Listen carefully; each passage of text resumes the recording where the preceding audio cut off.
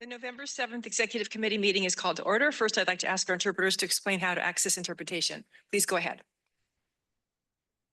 Good morning. Announcement from the interpreter. To use the interpretation feature, please scroll to the bottom of the Zoom screen where the meeting controls are. Click on the interpretation icon, World, and select English as your language. If you're joining through the Zoom mobile app, cell phone, tablet, etc., please press the ellipsis, then interpretation, and then choose your language. Finally, click on Mute Original Audio to not hear the original Spanish below in the background. Headsets are available for interpretation. If you're in the meeting room, please check out a headset from the receptionist in the lobby. Aviso por parte del intérprete. Para hacer uso del servicio de interpretación, favor de desplazarse a la parte inferior de la pantalla de Zoom, donde aparecen los controles. Haga clic en el icono de interpretación globo terráqueo y seleccione Spanish, español. Si está utilizando la aplicación móvil de Zoom, celular, tableta, etc., presione los puntos suspensivos, luego interpretación y luego el idioma. Si no desea escuchar el audio original en inglés en el fondo, por favor seleccione Mute Original Audio, silenciar audio original. Contamos con auriculares disponibles para el servicio de interpretación. Si se encuentra en la sala de reunión, favor de pedir auriculares con la recepcionista en el vestíbulo. Gracias. Thank you. Thank you. I'd like to take a moment to acknowledge the land that we call home. The tribal nations of the San Diego region have historically faced injustices. We acknowledge the harmony that existed between the land, nature, and its original peoples, who have since endured displacement, persecution, and systemic oppression. We pay our respect to the unceded territory and homelands of the 18 tribal nations in our region, the most in any county in the United States, from 4 cultural groups, the Kumeyaay, Digueño, the Luceño, the Cupeño, and the Cahuilla. This land has nourished, healed, protected, and embraced them for many generations in a relationship of balance and harmony. As members of the SANDAG community, we acknowledge this legacy. We aspire to learn from Indigenous traditional knowledge and experiences and undoing the injustices of the past. Now, please stand and join me in the flag salute. Ready, begin. I pledge allegiance to the flag of the United States of America and to the republic for which it stands, one nation, under God, indivisible, with liberty and justice for all. Michael, can you please confirm quorum? We have a quorum, Chair, with North County Inland absent. Very good. Let's begin with non-agenda public comments. How many do we have? We have 3 in person and 4 online. First up is Purita Javier, followed by Cesar Javier.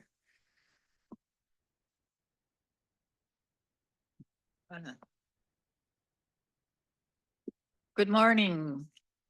I am Purita Javier, senior with existing medical condition and victim of ceramics toxicity from a home business next door that began operation in 1984. I was not aware of the threat to my health and safety beginning in 1997, not until Cesar came to my life in 2012 as resident. Since then, our curiosity leads us in search of solutions, a journey almost 5 years without answer.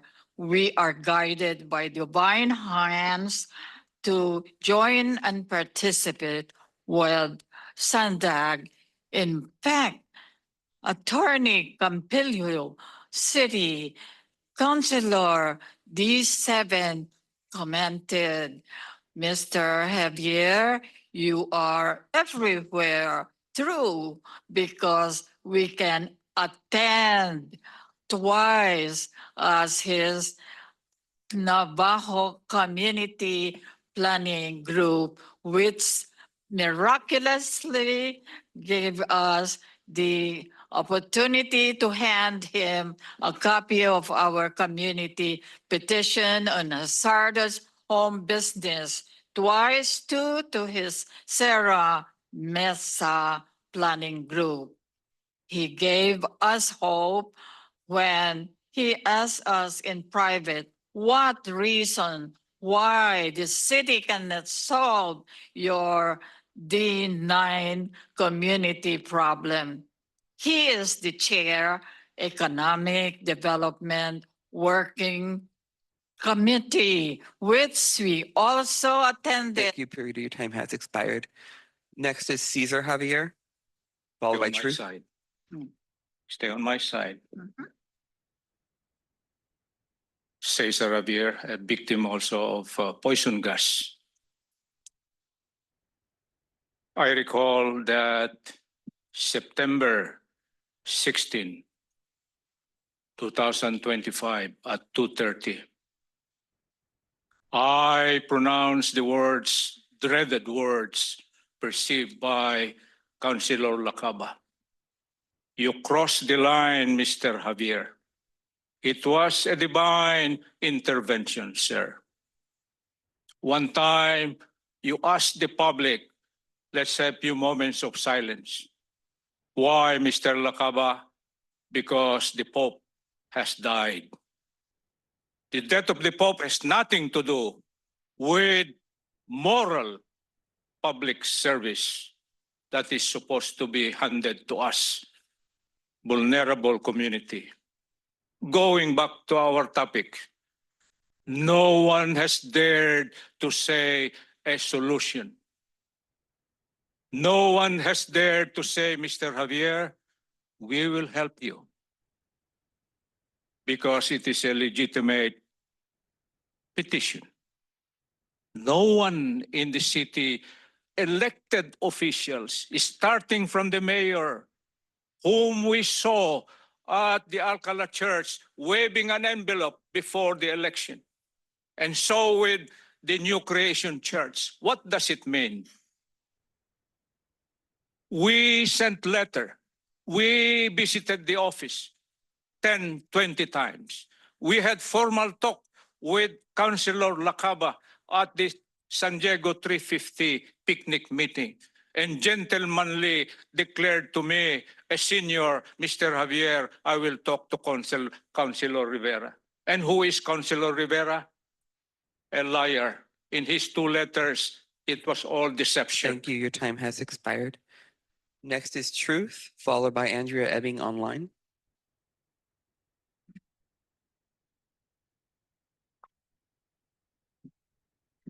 First, you've got some broken public restrooms with caution signs out front. That's unacceptable.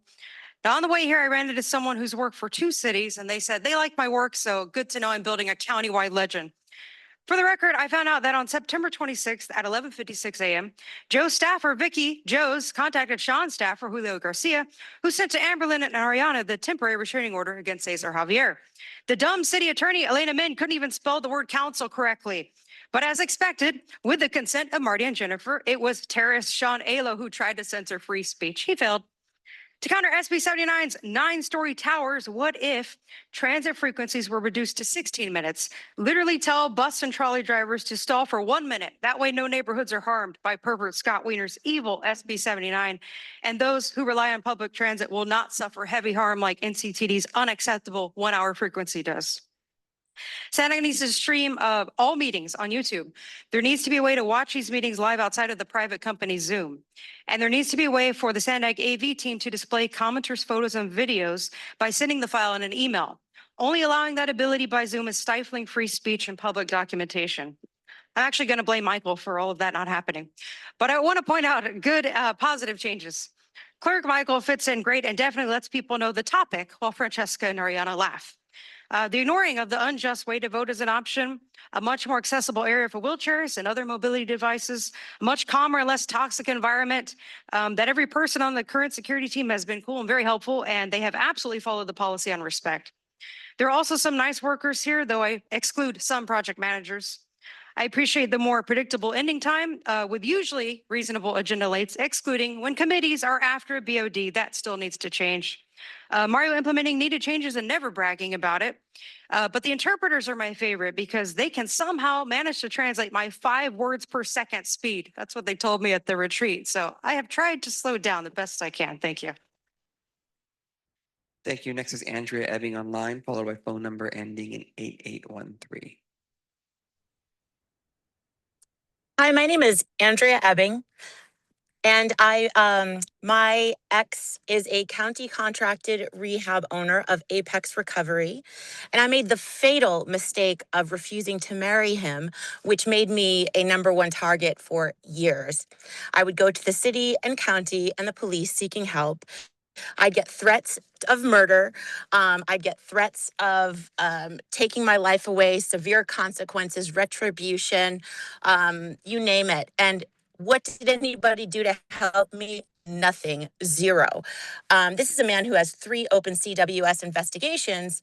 He tried to actually murder me. I was strangled. I had my head split open on video. There's blood everywhere, 6 stitches in my neck. My ex admits this is a person he paid to do this, by the way, and he admits to drugging me for 3 days after he split my head open on video, causing an aneurysm, which, by the way, ruptured after our district attorney denied all access to the child abduction unit after my children were driven across the country by a felony strangler who drugged my children and me and admitted it to SDPD and to Judge Paula Rosenstein, drove them across the country on a permanently suspended license, yet kept his firearms and my abducted children.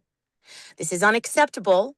After 5 years of torture by the district attorney, Summer Steffen, who's friends with my ex, Matthew Bruin, wants to protect him, I survived a ruptured aneurysm on March 28th. Well, that wasn't good enough for Summer Steffen. She wanted to continue to torture me, and she caused another rupture. And I had surgery 2 days ago, again, another brain surgery, which I survived. And now she wants to send me to jail on December 11th for seeking help. It's unacceptable. This is a menace to society. Remove her. Next is phone number ending in 8813, followed by Paul the Bold.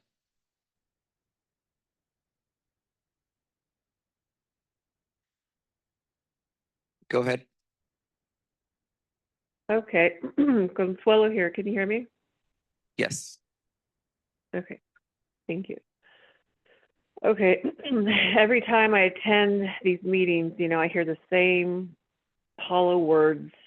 We honor the First Nations people of this land, blah, blah, blah.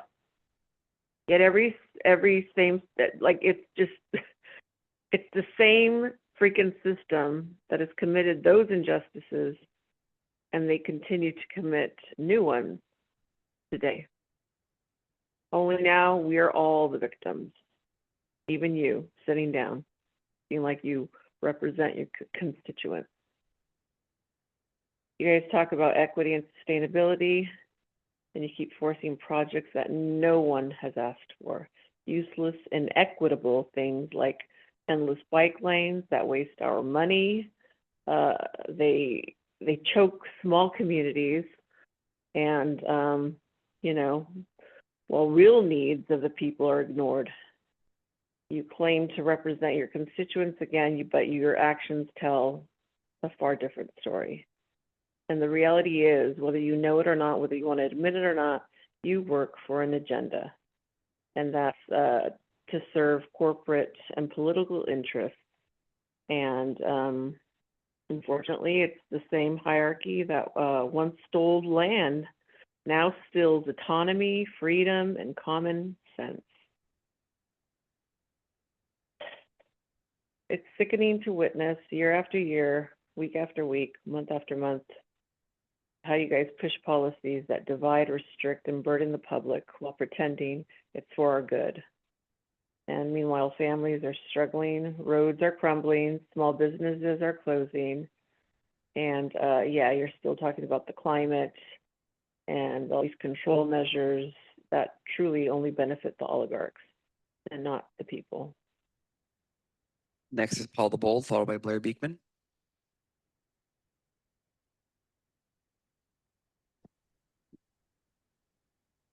Okay, I hope the next invocation mentions our veterans.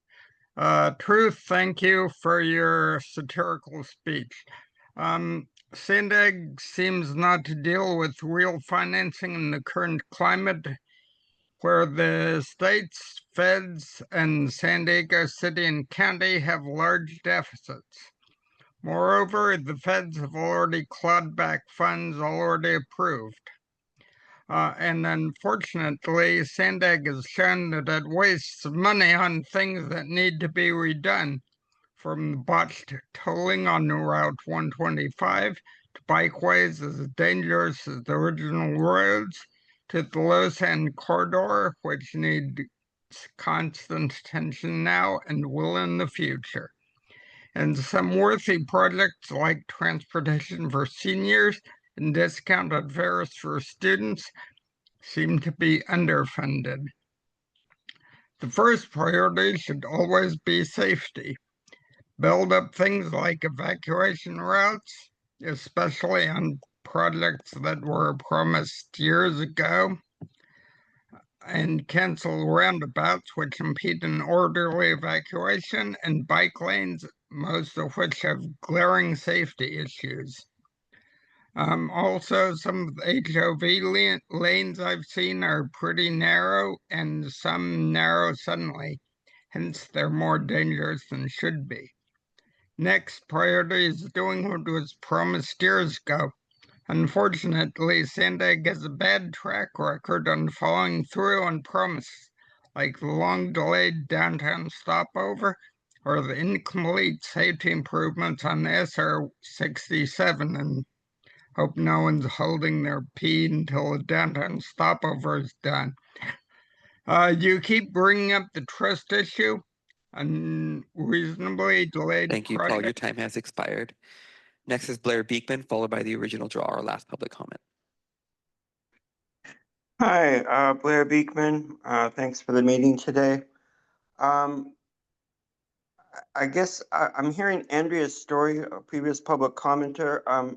She does some really good reporting of things that are going on in San Diego County. It sounds like she's a bit of a victim at this time and needs some help. Good luck in how help can be offered and provided for her. Good luck in her continued efforts. I'm continuing my own efforts in just making clear that we really can ask in the future of local ICE raids that they practice in a way that is not over-militarized and that works within regular neighborhood practices and standards that we've come to expect of them. They don't have to go over the top as they were initially. If we keep up those asks, I think it can create something very important and trusting and agreeable. I think federal agencies will eventually agree. And that's important. That's an important lesson. And considering important lessons, what's going on in the Bay Area at this time, and now that I'm up here, I'm living up here for a while. I'll be back in March, and I'll be back actually in late November for a visit to San Diego. I attended a VTA, Santa Clara County, where San Jose is, transportation meeting last night. The San Jose mayor actually had a big part in helping mediate Trump not bringing in troops into the Bay Area, ICE troops and federal agents. And that because of the Super Bowl, they're receiving a whole bunch of funding dollars for their crime issues, security and stuff like that. So it was a complete win-win. We're doing best practices to fight violent crime all across California, so we don't need Trump coming in with his National Guard. And we got funding on top of that, federal funding dollars. And that is, I think, creating a step, what we can do for the future of this country, how to develop a mediation with the federal government on best practice. Thank you. Your time has expired. And our last public comment is the original draw. Yes, I wanted to kind of piggyback off of something and then go into something else. But what Andrea has been sharing is along the lines of what I've been sharing. These are things that you guys should be very concerned about. In fact, Andrea's life hangs in the balance because of what she's going through. She has medical things that are being caused by the trauma that is being induced by this child trafficking ring in our county and nation and across the world.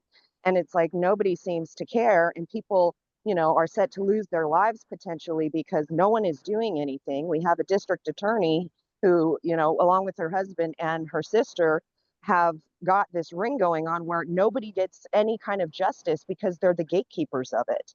That should be concerning to all of you, that there's a racketeering ring in our county that is doing this. And it falls upon deaf ears, and it's ridiculous. So, and another thing I want to mention is the border. You know, what is going on with the border? We have all of these, you know, the ports of entry that you guys, and you want to create another one, yet we have $13 million in heroin that was just seized, and, you know, major amounts of fentanyl and cocaine and other things. Even people are still coming across the border. Like, the border is not secure by any means. And you guys sit there and you talk about, you know, bringing in a toll road and toll fees and how Mexico is going to benefit from that. But you guys obviously have some kind of drug trafficking and human trafficking ring going on through the ports, just through the border in general, whether it's a tunnel that goes from Tijuana to the Otay Mesa area into the where all of the commercial buildings are. And it's like, it's as if we know it's happening, but we don't want to do anything about it, just like the Tijuana River Valley. So it is very egregious, the things that you guys allow and the people that are dying because this is happening and you don't care. Like, humans should matter, like life should matter more to you, but it doesn't. Thank you. Your time has expired, and that concludes our non-agenda public comment, Chair. Thank you. Any non-agenda member comments at this time? I see none. So I'd like to announce that we'll be canceling next month's executive committee meeting on December 12th to allow the board meeting to begin at 9 a.m. and provide additional time to get through that very big agenda, an important agenda. We'll now move on to the consent agenda. Michael, do we have any public comments on the consent agenda? Yes. If you are online, please raise your hand now. In person, Cesar Javier, followed by Truth. Please identify which consent item you're speaking to.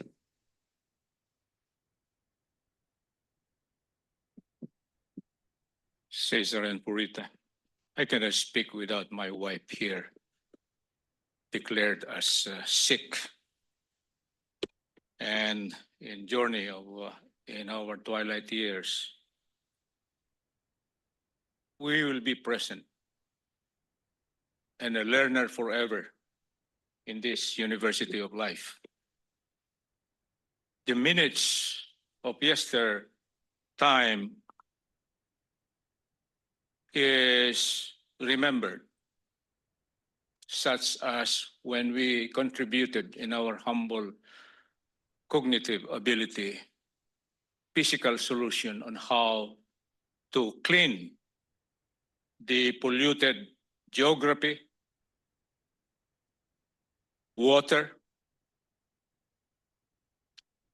land, coastal, including salt water treatment. What have we done? A question geared towards Councilor Luqadda, Council President, City of San Diego. We have District 8 there. Board Supervisor who is present, what have we done for Imperial Beach City? Something to remember, a minute, a benchmark. What have we done, Sir Mario? On 2 and 3, we could only recall as a student in urban planning.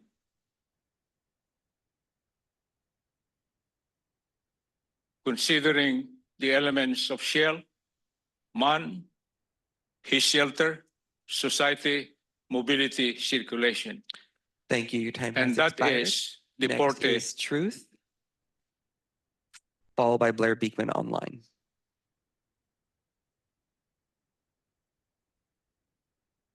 Item 3.1, on October 2nd, were some of you guys really in closed session for 4 hours, or were you just meeting up for a long SANDAG sandwich snacking session?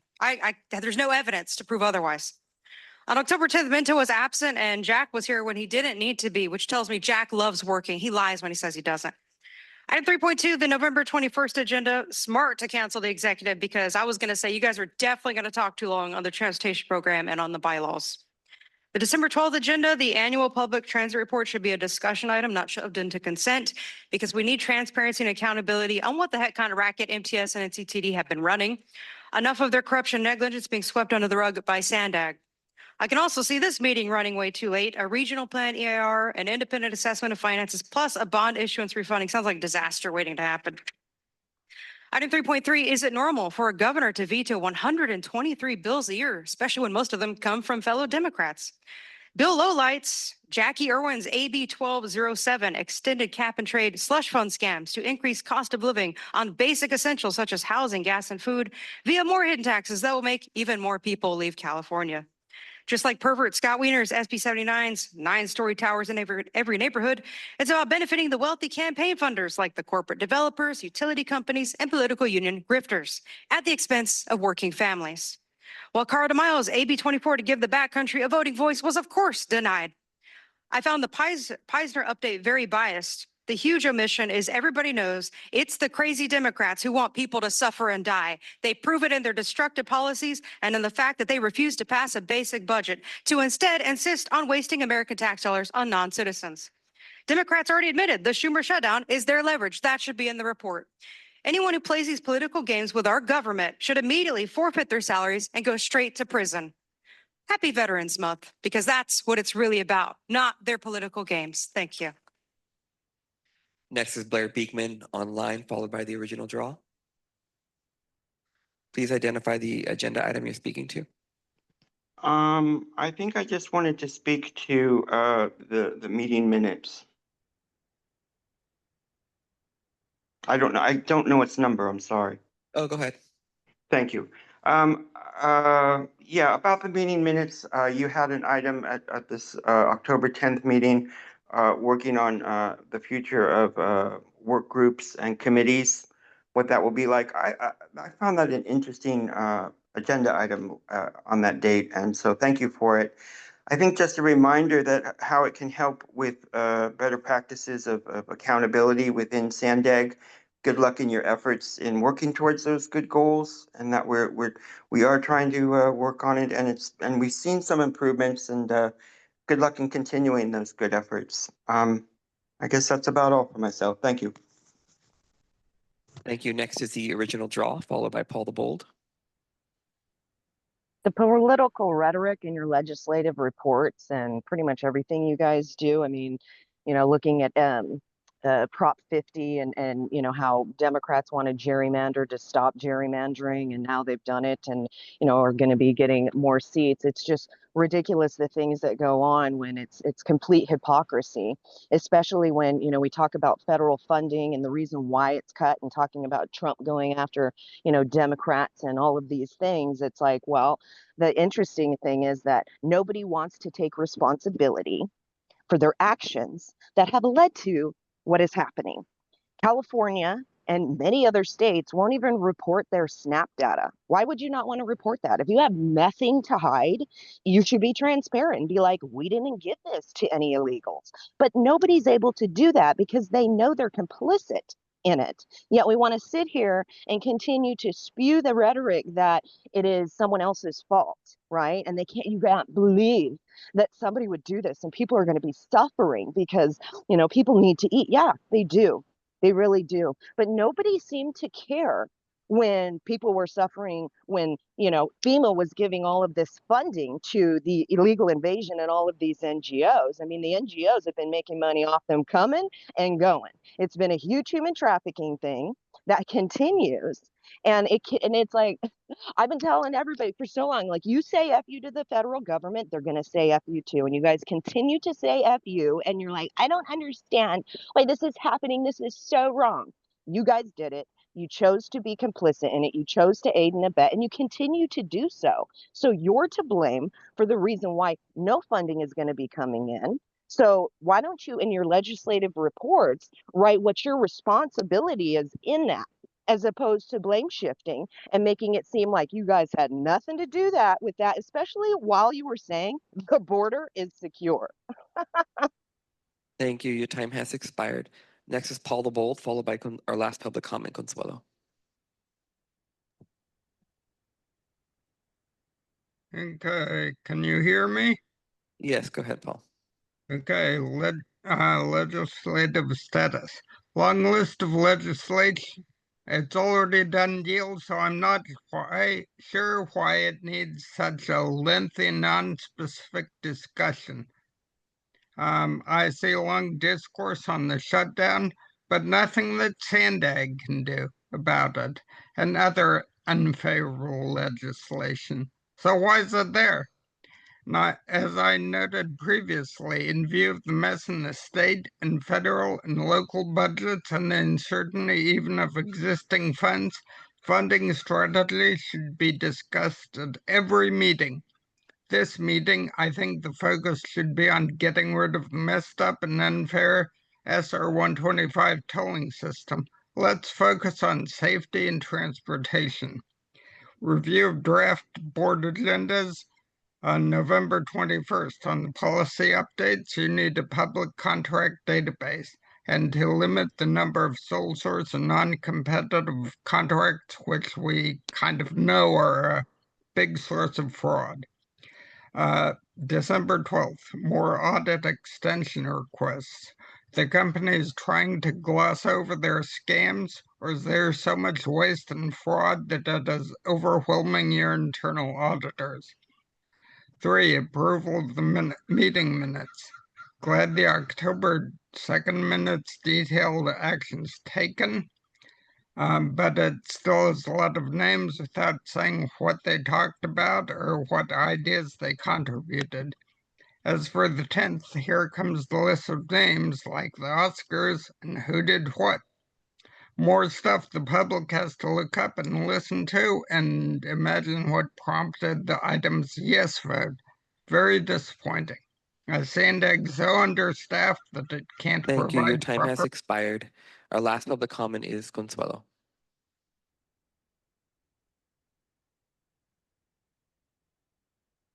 Okay, well, I am actually just wanting to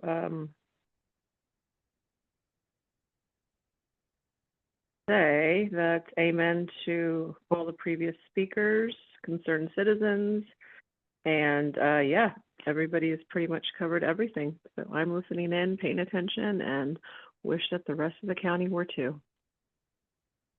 That's all I got. Thank you. That concludes our public comment on consent, Chair. Great. Any member comments on consent? I see none. May I have a motion to approve consent, please? A move by Minto, second by Luqadda.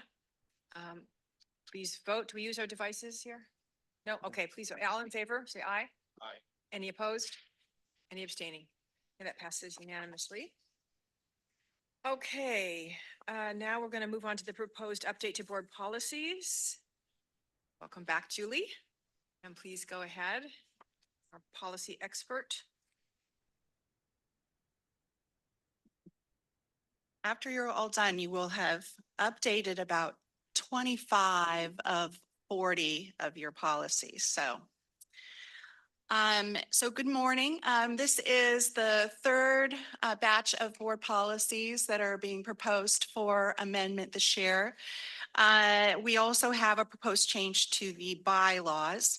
Instead of going through each of these individually, each change, I'm going to address them thematically and then ask if you have any questions. So first, the bylaws. I'm going to apologize right up front. The page with the bylaws change is page 34 in your agenda packet. It's on section 3, article 3, section 5G.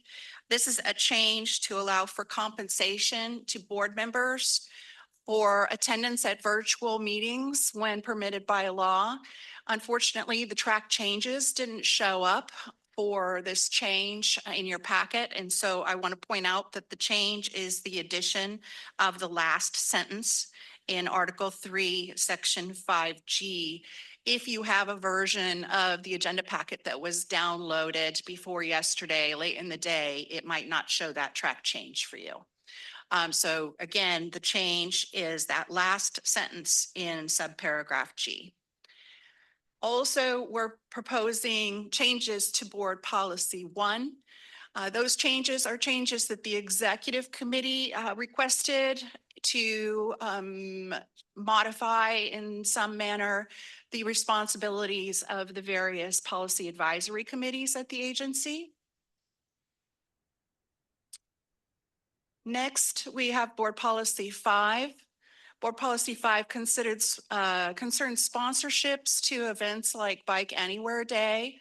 We went through and have strengthened the internal controls and transparency mechanisms built into the policy to allow for a better open playing field for sponsorships of SANDAG events. We also have a group of changes to Board Policies 7, 9, and 25, in addition to updates to job titles and department names. There's also some substantive changes that are meant to address the shifting legal landscape associated with disadvantaged business enterprise, Title VI, and social equity. The federal administration has issued executive orders and changes to grant terms this year that mean that our policy was in some cases inconsistent with direction from the federal level of the government. And so we have made changes to allow for flexibility in light of those changes that are happening at the federal level while still remaining consistent with California legal requirements. Board Policy 8 is your legal matters policy. This policy has two proposed areas of change. One is the area that discusses the various roles of your legal counsel. You've got your board legal counsel that you can use on a permissive basis, and then the general counsel role with some defined distinctions between those two roles for the agency. Second, you have some changes, one change associated with a clarification that was needed to show that the settlement amount that your CEO has authority for is $50,000 as the actual amount of settlement versus the amount of the original claim. We have two board policies related to capital projects proposed for change, 21 and 22. They concern eminent domain and acquisition of real property and then utility relocations. These additions are meant to clarify SANDAG's position regarding sources of law and guidance that it will use, and to update language so that it's consistent with current statutory language, as well as streamline the language a bit so that it just cross-references the statute instead of redundant language from the statute. We have two policies related to the agency's finances. These are Board Policies 37 and 38. You may recall we already brought forward changes to SANDAG Board Policy 36, which is the policy dealing with debt associated with SANDAG when it's acting in its role as the Regional Transportation Commission. The difference here with 37 is we're dealing with SANDAG's policy for debt associated with acting as SANDAG as the MPO versus as its role as the Regional Transportation Commission. So basically what we're looking to do here is update nomenclature in both of these policies so that they no longer reference the South Bay Expressway, which is terminology we aren't using anymore, and to make it clear what the reporting mechanism and naming conventions are for the financial reporting that's done annually regarding the toll road as part of your board budget exercise. So with that, I will asking for your comments, your discussion, and any feedback you have about proposed changes. We ask that you'd recommend the changes in whatever form to the board for approval on the 21st of November. Thank you. Thanks, Julie. Let's go to public comments. Michael? We have two in person. If you are online, please raise your hand now. Caesar followed by Truth.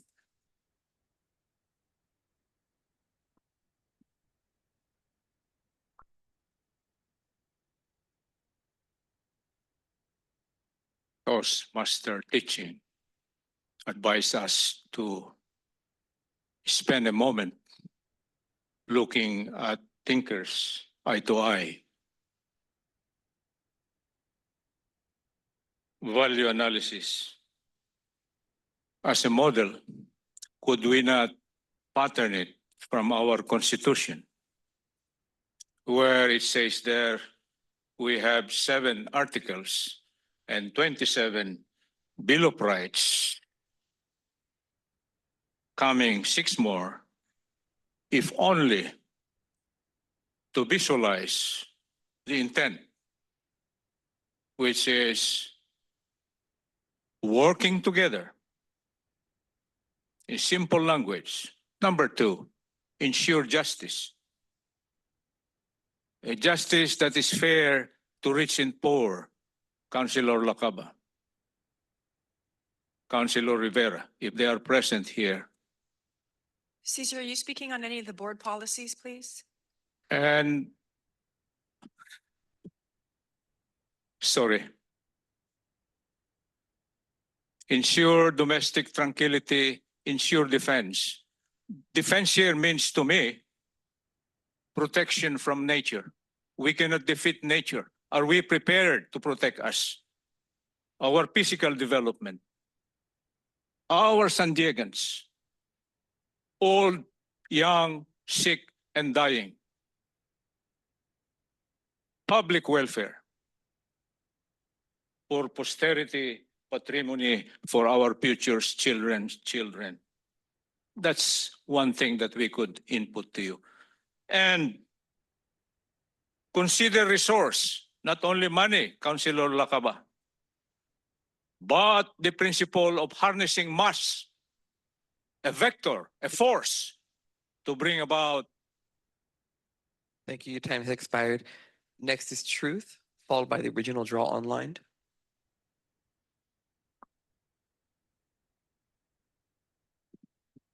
I'd like to see the $100 to $700 taxpayer-funded stipends eliminated, especially no to compensation for those lazy people who can't even show up in person or for attending any less than 100% of a meeting. I agree with policy committees being a good place for deeper discussions in theory, but in practice, that's not how they always operate. I don't think I've ever heard strategic planning and funding strategies discussions at executive, only policy and legislative ideas, and even that's new. 3.1.13 about Transnet loans, there's no definition of when or why an exchange would be required. I'd like added to the policy on sponsorships that sponsorship materials that denigrate private transportation, such as cars, are prohibited. Board Policy 007, eliminating the mention of SANDAG's unlawful and racist equity, social equity, diversity, and affirmative action is a welcome change, long overdue. The other great change is increasing the formal complaint deadline from 10 days to within 180 days of an alleged discriminatory action. 10 days was way too short, so I also appreciate the statement about retaliation. That's going to be relevant soon. I also appreciate the term Native American being changed to the lawful term tribal nation. It's smart to include financial planning and notification requirements for the 125. Hopefully that's standard operating procedure on every project. There should be a remedy for if when SANDAG does eminent domain, but then never builds the project, like what happened to the 710 in LA. The first people to have access to the reselling of their stolen property should be the original owners at the original value. When is SANDAG going to abide by holding meetings at times that can attract as many participants as possible, including evenings and weekends, and at locations and communities throughout the region? I can't stand 9 a.m. meetings downtown. I demand a policy addition on board conduct. No more assigned seating to breed collusion. No more inappropriate gestures and conversations across the room like the little devils, Manuel and Matthew, have engaged in multiple times and have video evidence of. And no more constant phone use during public comment. It's called common decency. You should absolutely have conduct as part of your policies. Thank you. Next is the original draw online, followed by Blair Beekman. This just, furthers your fraud, waste, and abuse. It's interesting that, Mario can sit there and settle $50,000 settlements. Does that mean nobody knows about it? And then you guys can just continue to obfuscate and omit things so that the public isn't aware of where their money's going and why. You guys shouldn't even get paid until you actually complete projects, until you guys do what the people are asking. But you seem to want to be more protected for not doing those things, continuing the fraud, waste, and abuse. And it's so egregious. It's, you know, you're affecting so many people by your, you know, just the actions or your inactions and your inability to really provide what's supposed to be provided, which is transit. You are severely impeding people's ability to do that with all of your policies and bylaws. And I've been telling you for a long time, like, you need to be streaming this live. You guys talk about, you know, public participation and, you know, your outreach, but you refuse to even put this on so that it can be live. All across the world, this is happening, and you guys can't even do it. You can't even have your sound work correctly where you've been, you know, it's been silencing things that I've been doing, which you guys were actively engaging in, despite you wanting to try a different way. You were messing with the mic. Lisa had to say after I spoke, can you fix the mic?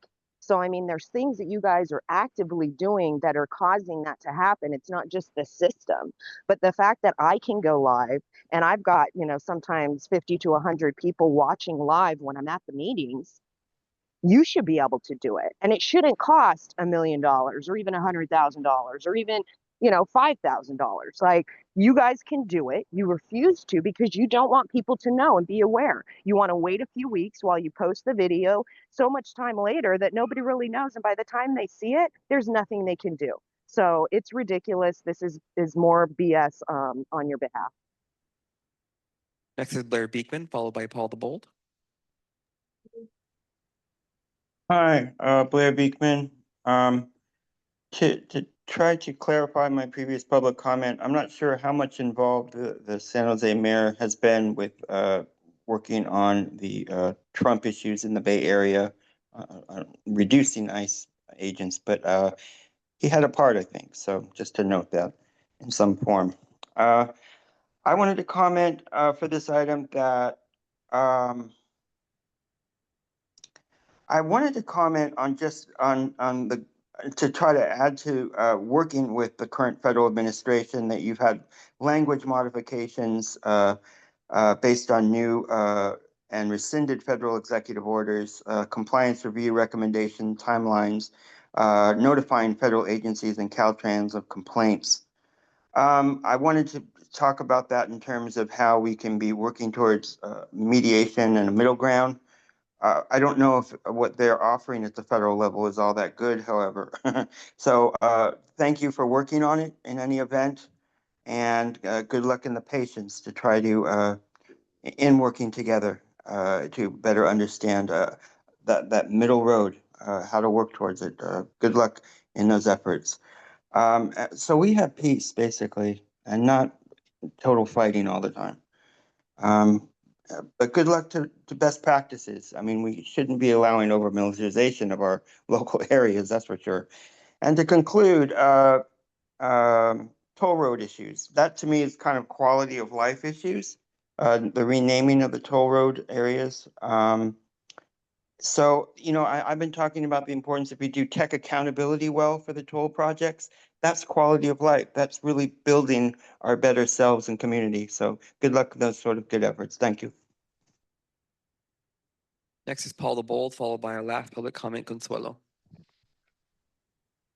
Okay, Lemo, if you want to enhance community trust, you need to go through these items with a fine-tooth comb and do a lot of revision.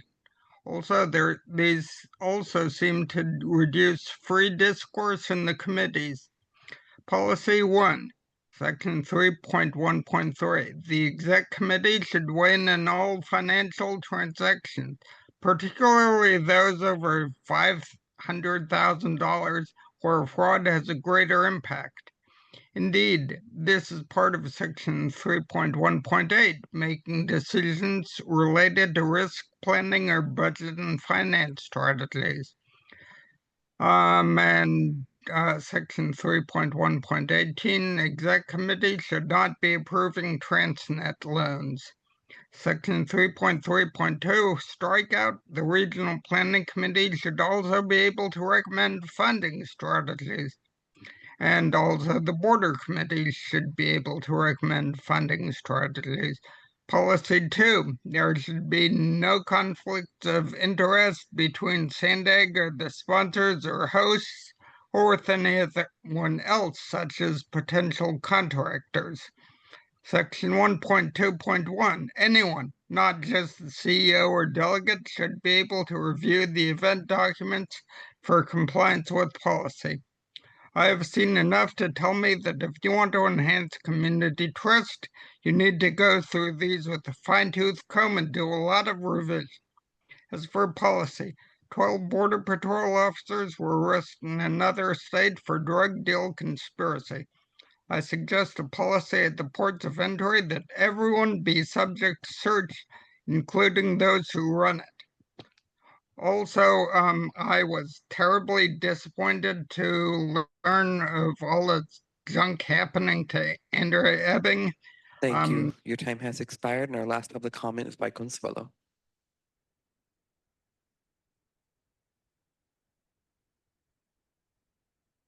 Okay, yes. Amen, Paul. I agree. Very disturbing. That's so sad. But yep, and I also wanted to mention how regarding the tolls, oh God, let's not give them any ideas regarding calling them the quality of life for the tolls. If anything, it should be called lack of quality of life for the ones who can't afford to use their inequitable tolls. But yeah, I'm just here to say I'm still listening and paying attention. And that's all I got. Amen to the previous speakers. Concerned citizens. Thank you. That concludes our public comment, Chair.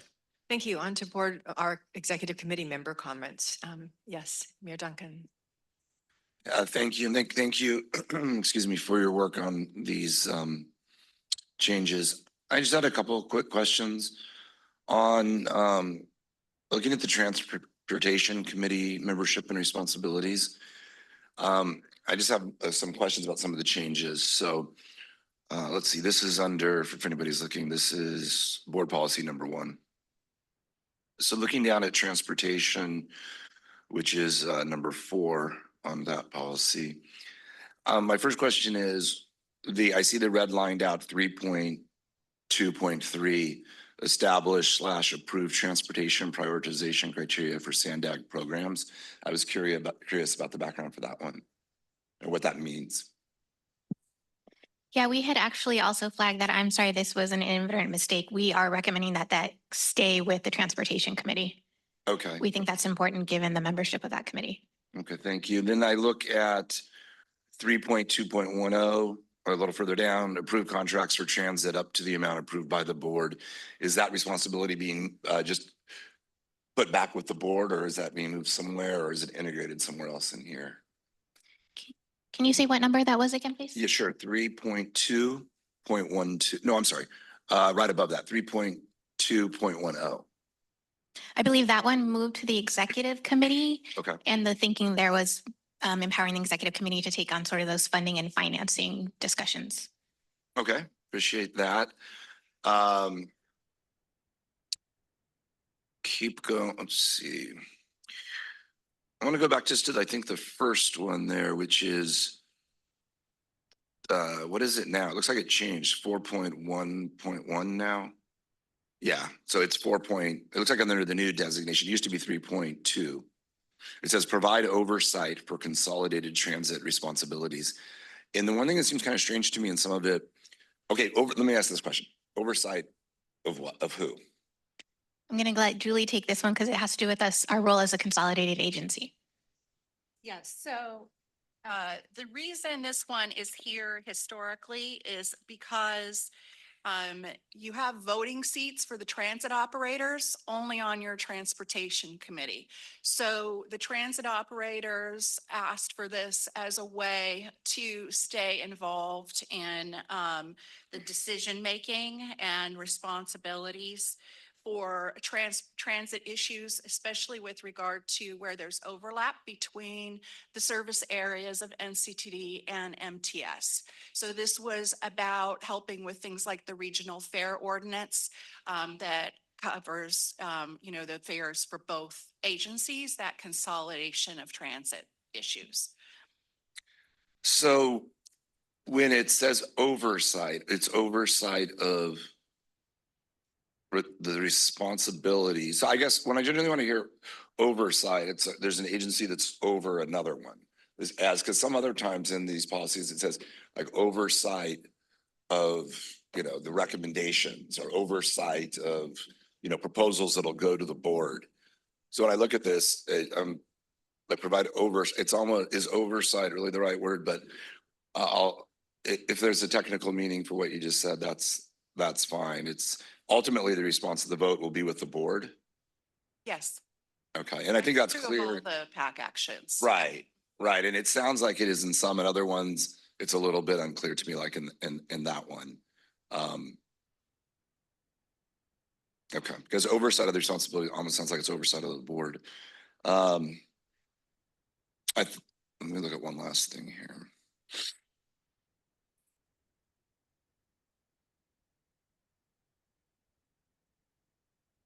Okay, I'm good with them. And what policy is the one dealing with our council? Is that attachment 5 policy 8 or let me see? That's 8. Yeah. Yes, the legal matters policy.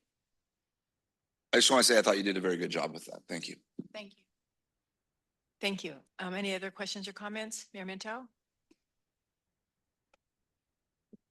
Yeah, regarding section 5G, regarding compensation for virtual meetings.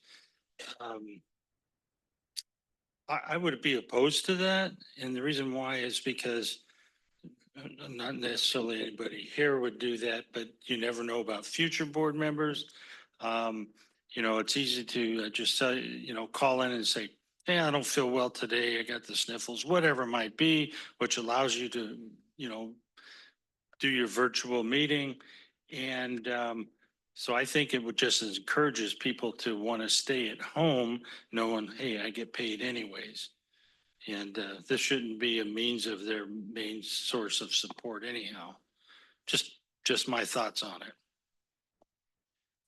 So I'm happy to weigh in on that. I know that some of it says by law, like if it's a board meeting, it's about, you have to comply with the state laws regarding cause and so forth. But the others are when, like for instance, during this summer, there were a number of meetings that were held with legislators and they didn't offer an in-person opportunity. There was only a virtual opportunity, yet there was the same amount of work, the same amount of preparation, the same amount of time at the meeting. So I think it makes a lot of sense to provide compensation for those who are attending meetings virtually when there is no other option presented at all. Councilmember Musgrove. Thank you, Mayor. I think it's probably a good idea with this, if it goes forward, to reaffirm the ever-changing conditions of the Brown Act and the time notifications and the circumstances which will comply with law so that we have that notification. We've had issues where somebody was sick, but the notification wasn't timely. So the question was, well, how do we affect this? Do they have the opportunity to weigh in? So just a general reminder along with that, if that policy change goes through. Thank you. And then I have a couple of questions myself, and this is on the board policy number 1 and on the transportation committee. And this is 3.2.24, which was removed and moved to the executive. And it says provide oversight for service authority for freeway emergencies, responsibilities and related motorist aid programs. Why? I know that this is reflecting some of Becca's work, but I don't see where that makes sense. The thought process behind that was having the executive committee oversee all of the services that the agency provides. So whether that's through our sustainable transportation services like van pool, our tri-transit program, or the freeway service patrol, those are all services that as an agency we are delivering to the region. Okay, all right. And then under the regional planning committee, there's no mention of doing anything on RENA there as a responsibility. That was something that I think in the past used to be an important part of regional planning committee, that they would do kind of the preliminary things, but perhaps review the population numbers, come up with the methodology to present to the board and so forth. I think we would definitely be open to making that a more explicit responsibility. As you sort of alluded to, it's sort of gone back and forth as to the RPC's role in that. So if that's something the board would like to make a consistent responsibility, we can certainly add that. Okay. Yeah. All right. And then let's see, board regarding comments. So that's all then, let's see, this was on board responsibilities, and the same policy 1001. It's 2.20, the second to the last under board policies, and it says, approve the individual or firm to hire to carry out independent performance auditor responsibilities, but it doesn't mention anything about the responsibility of the board to hire the CEO or the Office of General Counsel. Is there a reason for that? Is that just because the audit committee stuff is by law? So the authority for hiring the CEO is in the bylaws versus this board policy. Oh. And the authority for the hiring of the independent auditor is covered in a different board policy. Then the general counsel hiring is covered in board policy 8. So, but this says approve to carry out the independent performance auditor responsibilities. So that, why is it here then if you said it's in another policy? There is another policy that it covers the responsibilities of the independent auditor. I believe actual it's 39 or Yeah. something like that. Oh, okay. But this is just about the hiring. Okay, this is one of the things that, it drives me a little bit crazy with our own code in our city is that you go to one section and you see it says something, but it's not inclusive of what is said in another area. And I have never known how you can fix that so that we, a regular lay person or even an elected for over many years goes to that and doesn't get the full picture. We could add a notation, a footnote, for example, that cross-references folks to board policy 39 that covers the functions of OIBA, if that's something you find helpful.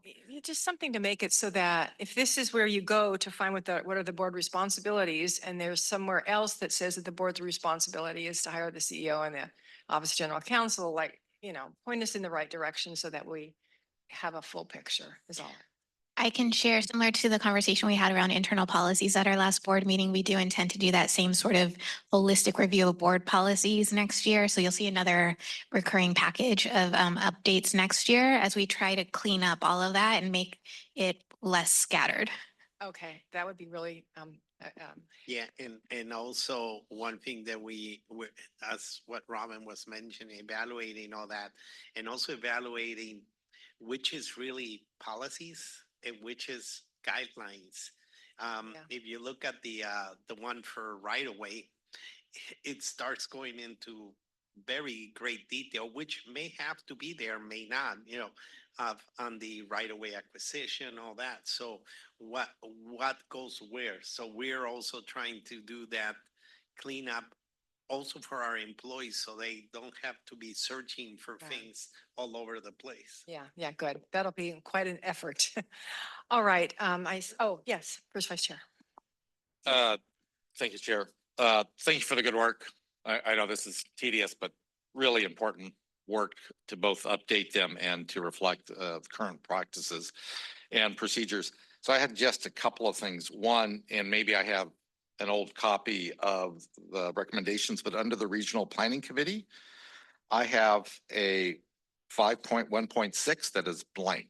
So was that intended to be blank, or is that just a typo? That is just because of the formatting. 5.1, if you notice right above it where it says 3.3.6 and it's crossed out. Yeah. Once we accept these changes, it will be that one that says 3.3.6 is actually 5.1.6. It's just a formatting issue. Oh, okay. Bottom line. Oh, I see what you're saying. Okay, just wanted to make sure. Yeah. We weren't missing something.